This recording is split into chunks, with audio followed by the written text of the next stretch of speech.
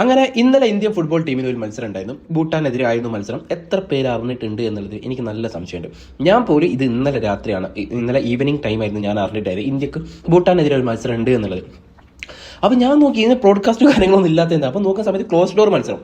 നമ്മുടെ Indian football ടീമിൽ ഇപ്പം എന്തിനാണ് ഇങ്ങനെ ക്ലോസ് ഡോർ മത്സരം നടത്തുന്നതെന്ന് എനിക്ക് യാതൊരു ഐഡിയ കിട്ടില്ല. എൻ്റെ ഒരു അഭിപ്രായത്തിന് എന്തെന്നാലും ഒരു ടൂർണമെന്റ് കളിക്കാൻ പോകും, അതിന് മുമ്പായിട്ട് ഒരു ഫ്രണ്ട്ലി മാച്ച് കളിക്കണം എന്നുള്ള ഒരു നിർബന്ധമുണ്ട്.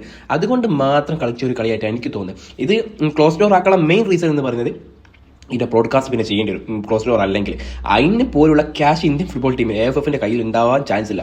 അതുകൊണ്ട് തന്നെയാണ് ഈ ഒരു മത്സരം ക്ലോസ് ഡോർ ആക്കി മാറ്റിയത് എന്നുള്ളതാണ്. എന്തെങ്കിലും നല്ല കാര്യം ചെയ്യണം എന്നുള്ള ഒരു മനസ്സ് നിങ്ങൾക്ക് ഉണ്ടെങ്കിൽ, ഇന്ത്യൻ ഫുട്ബോൾ ടീമിന് വളരണം, എന്തെങ്കിലും ചെയ്യണം എന്ന് മനസ്സുണ്ടെങ്കിൽ ആദ്യം നിങ്ങൾ ആ കസാരയെ നൊയിഞ്ഞു കൊടുത്തിട്ട് അർഹതപ്പെട്ടവർക്ക് ആൾക്കാർക്ക് കൊടുക്കുക.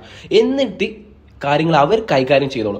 ഒരുപാട് ആൾക്കാരുണ്ട് ഇന്ത്യൻ ഫുട്ബോൾ ടീമിന് സ്വപ്നം കാണുന്ന ആളുകളുണ്ട്. അങ്ങനത്തെ ആൾക്കാർക്ക് ഏൽപ്പിച്ച് കൊടുക്കുക എന്നുള്ളതാണ്. അല്ലാതെ രാഷ്ട്രീയം കളിച്ച് നടക്കുന്നത് നിങ്ങളിപ്പോൾ ഉള്ള ആൾക്കാർക്ക് പറഞ്ഞ ഒരു കേസല്ല ഇന്ത്യൻ ഫുട്ബോൾ ടീമിനെ ഈ ഒരു തലപ്പത്ത് നിൽക്കുക എന്ന് പറഞ്ഞത്. ഓൾറെഡി ISL വളരെയധികം ബുദ്ധിമുട്ടുണ്ട്. ഇവിടെ സ്റ്റാഫുകളായാലും പിന്നെ അതുപോലെ തന്നെ നമ്മളെ പ്ലേയേഴ്സ് ആയാലും ഒക്കെ വളരെയധികം ബുദ്ധിമുട്ടാണ്. അവരൊരു ജീവിത മാർഗ്ഗമാണ് ഇത്. ആ ജീവിത മാർഗ്ഗം മാത്രമല്ല, നമ്മൾ ഇന്ത്യൻ ഫുട്ബോൾ ടീം വളരണമെന്നുണ്ടെങ്കിൽ ക്ലബ്ബ് തലത്തിൽ നല്ല മത്സരങ്ങൾ കൊടുക്കുക, നമ്മുടെ ഇന്ത്യൻ പ്ലേയേഴ്സിന് ഒരുപാട് മത്സര ടൈം കിട്ടുക എന്നുള്ള കാര്യങ്ങളൊക്കെ ചെയ്ത് കഴിഞ്ഞാൽ മാത്രമേ ഇന്ത്യൻ ഫുട്ബോൾ ടീം വളരൂ. പിന്നെ അതിൻ്റെ കൂടെ ഇതുപോലെ ISL അങ്ങനത്തെ നല്ല ടൂർണമെൻറ്റ് നടക്കുന്ന സമയത്ത് ഇന്ത്യയിലേക്കുള്ള ഇന്ത്യൻ നാഷണൽ ടീമിൻ്റെ സ്പോൺസർഷിപ്പും കാര്യങ്ങളൊക്കെ മറ്റ് വലിയ ടീമുകളൊക്കെ വരും.